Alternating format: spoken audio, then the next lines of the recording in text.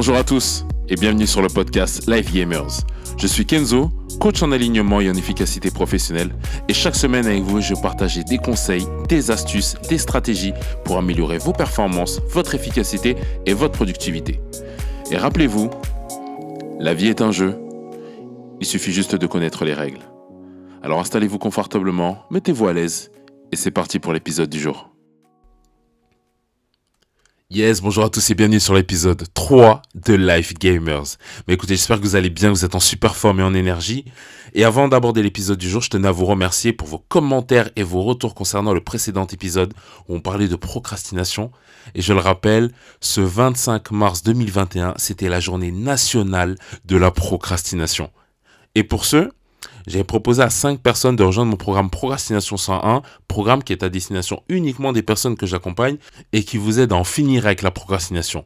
Donc les 5 personnes qui ont gagné un accès à ce programme-là sont donc Ibrahima Sissoko, parce qu'il y en avait 2, ensuite Nelly, Fruit de ta passion, Céline et Mohamed. Donc félicitations à vous, vous avez tous les 5 gagné un accès à mon programme Procrastination 101 et merci encore à toutes les personnes qui ont participé au jeu, qui ont pris le temps d'envoyer des mails. En tout cas, sachez qu'on va remettre ça très très bientôt.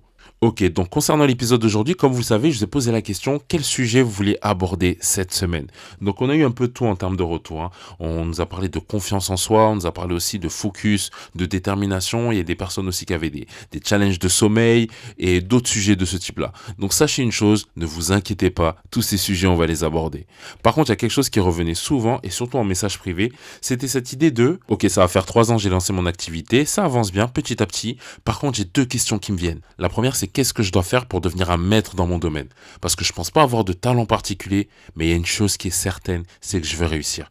Donc qu'est-ce que je dois faire pour devenir un maître dans mon domaine d'activité? Ça, c'est la première chose. La deuxième chose, c'est encore combien de temps ça va prendre? Parce que oui, effectivement, je vois les résultats au fil des jours, au fil des semaines même. Par contre, qu'on soit bien d'accord, je suis loin d'être excellent. Et c'est vraiment ça la question. Combien de temps encore ça va prendre? Et du coup, c'est quoi la solution? Ok, si tu t'es déjà posé ces 2 questions, écoute, sache que tu es au bon endroit. Donc ce que je vais partager avec vous aujourd'hui, c'est ce que j'ai appelé la formule de Malcolm. Et là, vous me direz, logiquement, qui est Malcolm? Donc non, ce n'est pas Malcolm de la série Où est Malcolm? Non, là je parle plutôt de Malcolm Gladwell. Donc, Malcolm Gladwell, c'est tout simplement un journaliste, un conférencier qui a écrit plusieurs best-sellers.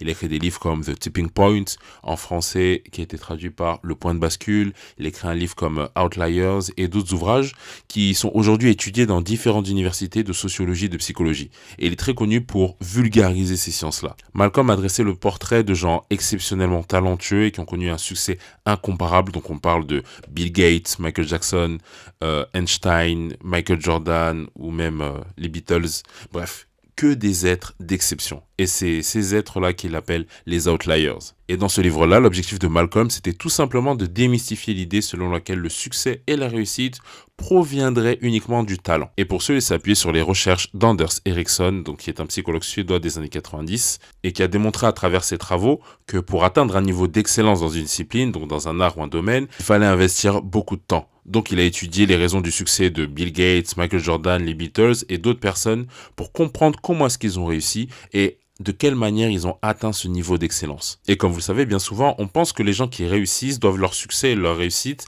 à leur personnalité, leur intelligence, leur mode de vie ou bien le talent dont ils ont hérité depuis la naissance.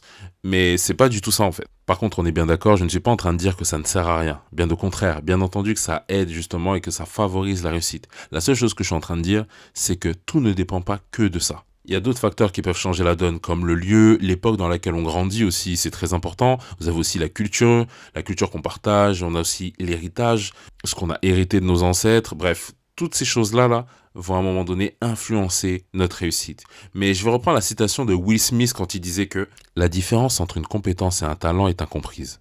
Le talent, on l'a naturellement. La compétence est le fruit de nombreuses heures de travail. Et c'est ce que Anders Ericsson a démontré lors de ses recherches. Donc il a étudié des violonistes pour vérifier si le talent était inné, si c'était vraiment quelque chose de génétique. Donc ces violonistes-là étaient âgés de 5 ans, donc ils les ont divisés ensuite dans 3 groupes.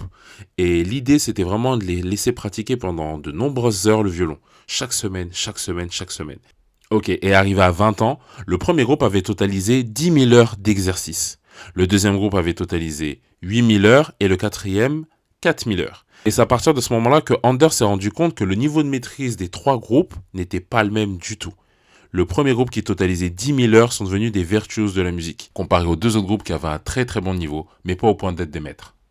Et c'est à partir de là que Malcolm a repris ces recherches-là et a décidé de vérifier cette donnée dans différents domaines, donc comme le sport, l'écriture, l'art, la peinture, bref, etc. Et ce qui s'est passé, c'est qu'il arrivait au même constat, qu'il fallait 10 000 heures d'entraînement pour devenir un maître. Et il conclut avec le fait que quel que soit le niveau de départ ou l'intelligence ou le talent, c'est dans une pratique délibérée et constante, guidée par la volonté de chercher sans cesse comment améliorer son art, qu'on arrive à l'excellence et la maîtrise. Et à un moment donné, dans le livre, il y a une question qui est posée que je trouvais très pertinente, c'était « Est-ce que le talent inné existe ?» Et à cette question, l'auteur apporte une réponse. Et je vous invite même à vous poser la question, est-ce que pour vous, le talent inné existe? Alors moi, au début, je me disais, oui, effectivement, le talent inné existe. Par contre, il ne fait pas tout. Parce que comme vous le savez, on peut avoir un virtuose de la musique, on peut avoir un champion du monde de football qui peut être là, assis là. S'il ne fait rien, il n'aura rien. C'est normal, c'est logique. Et dans le livre, l'auteur a apporté une réponse qui était qu'on pourrait même qualifier de punchline, je dirais. Et la réponse est la suivante. Le succès n'est qu'une goutte de talent dans un océan de travail.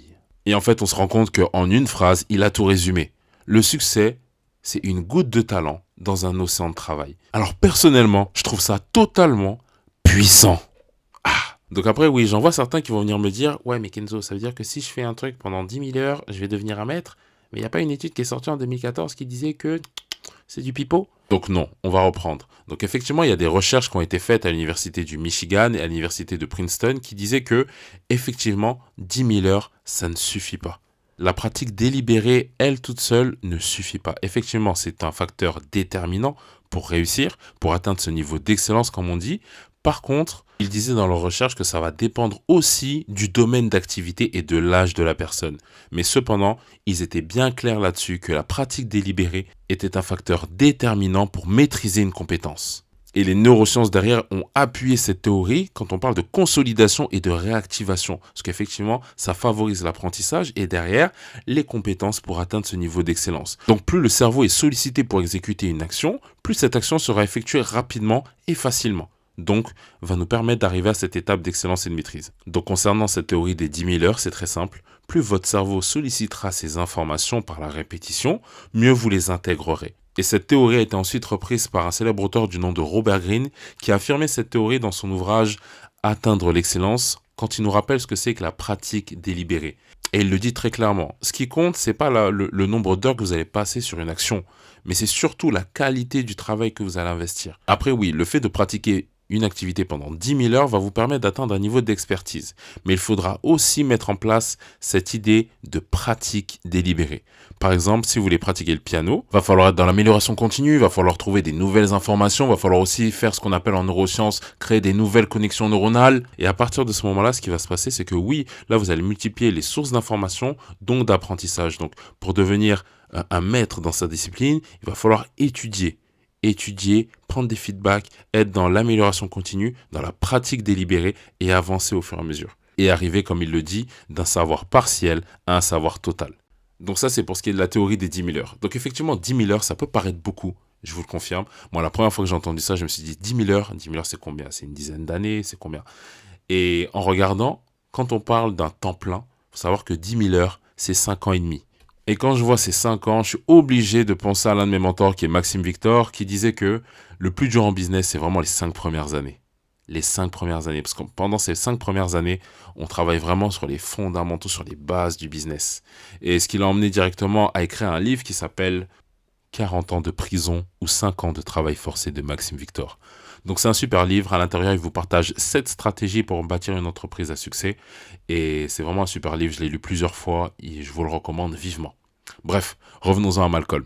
Donc il reprend les travaux d'Erickson à propos des 10 000 heures de pratique et il décide de vérifier cette donnée par rapport à différentes personnes qui ont connu un grand succès, donc des personnes comme Roger Federer, Kobe Bryant et j'en passe. Et il en arrive à la conclusion simple que pour exceller dans un domaine, il fallait 3 choses. La première chose, c'est la répétition.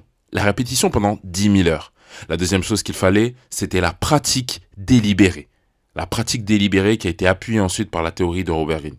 Et la troisième chose qu'il fallait, c'était une passion et un désir. Et une fois que vous combinez ces 3 règles, là vous êtes sur le point d'exceller dans votre domaine. Mais tout ça ne fonctionnera pas si vous ne respectez pas l'une de ces 3 règles. Mais maintenant, allons plus en profondeur dans la chose. Et je vais vous donner la formule qui va vous permettre d'atteindre ce niveau d'excellence. Donc effectivement, comme je vous l'ai dit tout à l'heure, en 2014, certains scientifiques ont démontré qu'il ne suffisait pas uniquement de 10 000 heures de travail pour atteindre ce niveau d'excellence. Et que cette pratique délibérée était très importante. Et malgré leur travail, ils n'ont pas réussi à déterminer le facteur important qui permet d'atteindre ce niveau de maîtrise. Et maintenant, je vais vous le donner dans la formule de Malcolm. Donc pour atteindre ce niveau de maîtrise et d'excellence, il va vous falloir 2 ressources particulières qui sont, à mon sens, les 2 ressources les plus importantes de ce monde. Donc la première ressource, c'est le temps. Effectivement, là on parle de 10 000 heures. Et la deuxième ressource, c'est l'attention.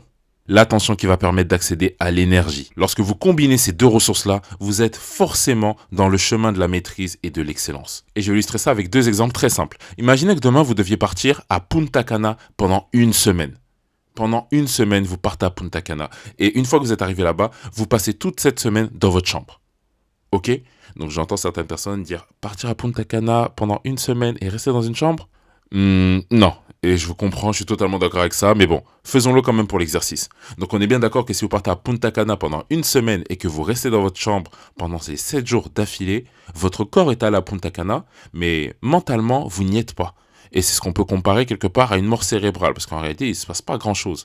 Et maintenant, si on compare avec une personne qui est assise au fin fond de la Russie, qui est en train de se documenter sur Punta Cana, qui est en train de lire des documentaires, de lire des livres, de s'informer, de regarder des shows, télé, etc., cette personne est allée beaucoup plus à Punta Cana que vous.